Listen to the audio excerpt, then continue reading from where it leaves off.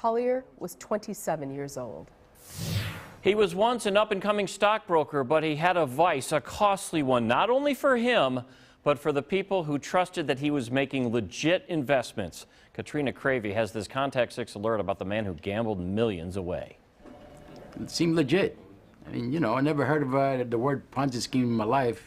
Sal learned the definition the hard way. His family lost $500,000 in a $400 million Ponzi scheme run by Nicholas Cosmos. You have a guy that you supposedly looks into your eyes and tells you everything is fine, you're going to get your money back, and shakes your hand and gives you a hug, and he's stealing your money. Sal wasn't alone. 6,000 people invested in Agape World, the company Cosmos claimed made money from short-term lending to businesses. He promised to pay investors anywhere from 10 to 15% interest on these loans, which were typically for 60 days or thereabout. At that rate, investors could make 60 to 80% on their money. That might sound good, but it wasn't a reality. Began some undercover operations at that time, posing as a prospective investor, as a prospective borrower, to learn if this business model was even feasible.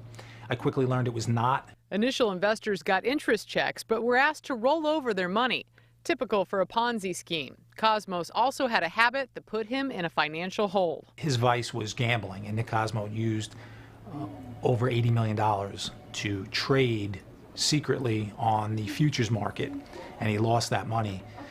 That was his choice to do that. The investors had no idea he was doing that. Postal inspectors say research money matters. Anyone tells you something is pays handsomely, yet is risk-free, you need to run the other way. It's a scam. Be very leery of who you give your money to. Nicholas Cosmo pleaded guilty. He was sentenced to 25 years in prison, and he was ordered to pay back $179 million.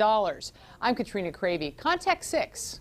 Well, got an old refrigerator sitting around somewhere, maybe in the garage? It could be worth 50 bucks. The appliance recycling program pays people $50 for recycling refrigerators and